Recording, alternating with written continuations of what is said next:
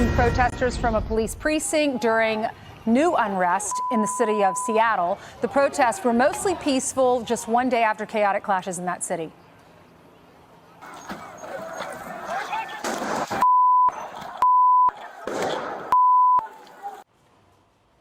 Seattle police releasing body camera video of the Saturday riots. Officers say they were hit by rocks, water bottles, and explosives. But remember, these are peaceful.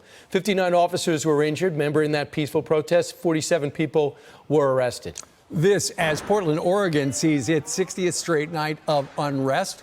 Rioters set off fireworks overnight near the courthouse. Police used tear gas apparently to disperse the crowds, as you can see right there. 2 people taken into custody after a shooting was reported just about a block from the demonstrations. 1 person was injured. And moments ago, several police cars were found burned in Philadelphia. No one was hurt, thank goodness. No word yet on any suspects there. That's right. Now, Chris Christie over the weekend was defending the president for sending these federal troops to different cities, especially Portland. He sent those in to protect the federal courthouse there. Listen to Chris Christie, the former governor of your state, Steve, New Jersey.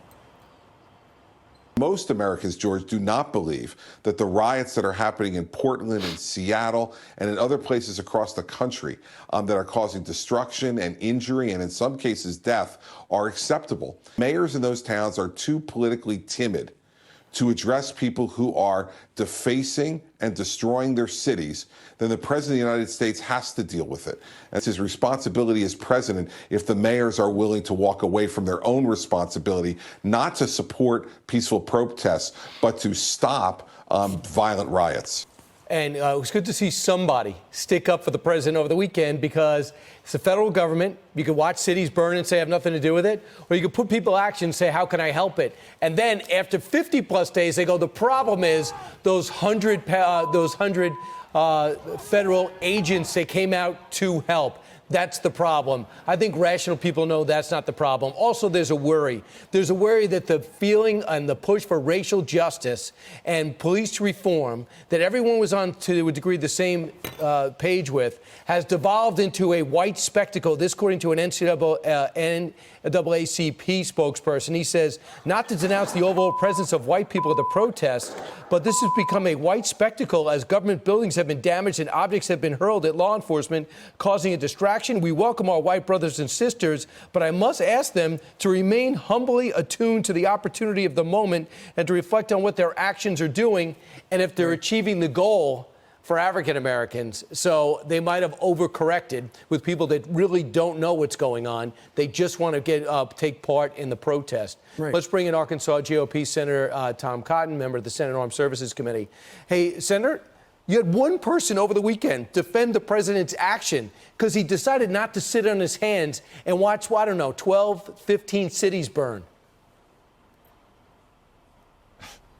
Well, good morning, guys. Morning. The president has to take action to defend federal properties and installations. He ought not have to. Local mayors and governors should defend federal property the same way they defend private property, their own public property. But what you see in Portland is a systematic, deliberate, and ongoing attack on the federal courthouse and the federal building. Of course, the federal government has to defend its own property if a local mayor will not. If he doesn't want federal officers in Portland, he ought to do his job. Yeah, in court papers that were filed over the weekend, apparently federal government says at least $50,000 worth of damage has been done to the Hatfield courthouse there in Portland, not only in vandalism and graffiti, but also the constant fires that they seem to start every night. Senator, we want you to try to decipher for us, if you would, what Congressman Jerry Nadler said on a Twitter video with a journalist by the name of Austin Fletcher, because he was asked about violence and Antifa, and he called it a myth. Watch this. There's violence across the whole country. Do you disavow the violence from Antifa that's happening in Portland right now? There's riots. That's a myth that's being spread only in Washington, D.C. About Antifa in Portland? Yes. Sir, there's videos everywhere online. There's fires and riots. They're throwing fireworks at federal officers. DHS is there. Look online. It gets crazy, Mr. Nadler.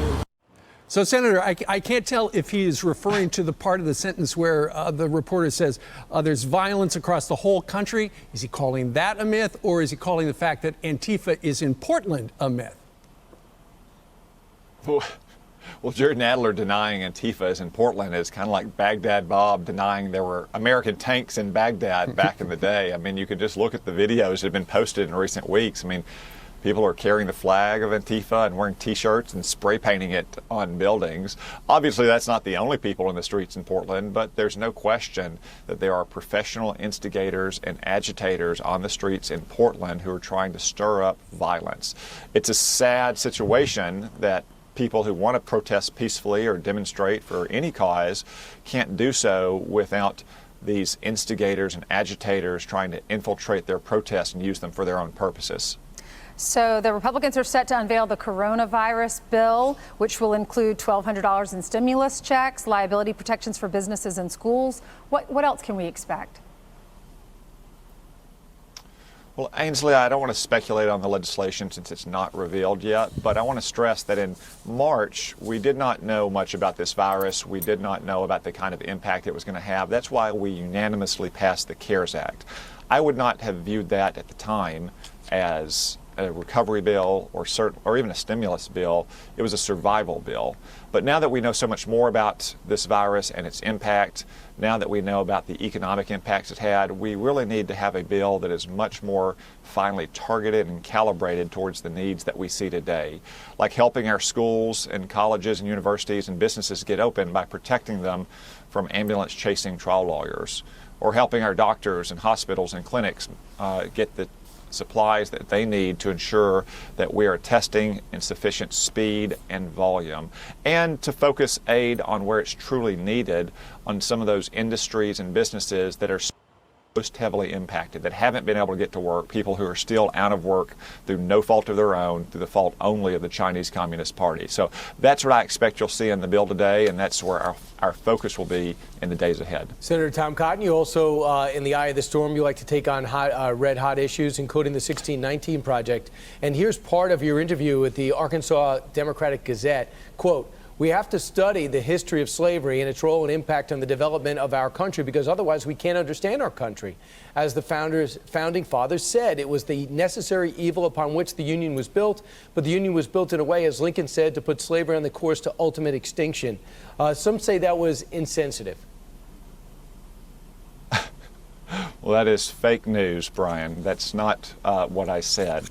What I said is that many founders believed that only with the Union and the Constitution could we put slavery on the path to its ultimate extinction.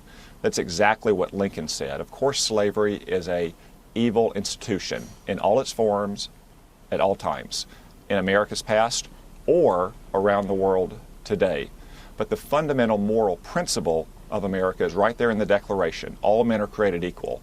And the history of America is the long and sometimes difficult struggle to live up to that principle. That's a history we ought to be proud of, not the historical revisionism of the 1619 Project, which wants to indoctrinate America's kids and teach them to hate America, to believe that America was founded not on human freedom, but on racism, to think that slavery was not an aberration, but the true heart of America. That's why leading historians like James McPherson or Gordon Wood have debunked the 1619 Project. That's why I've introduced legislation to ensure that federal tax dollars don't go to teaching it. The New York Times should not be teaching American history to our kids. Senator, before you go, today marks 99 days before the election day. What is the state of the race right now? Well, I think it's a close race in the presidential campaign and the Senate campaigns as well.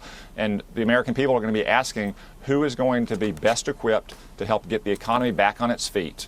Who is going to protect our communities from the violence we see in the streets? Who's going to protect this nation from the threat of the Chinese Communist Party and other threats abroad? And as we head down the home stretch of this campaign, I think that they'll conclude that it's the president and the Republican Party. Senator, thank you for being with us. Thank you all.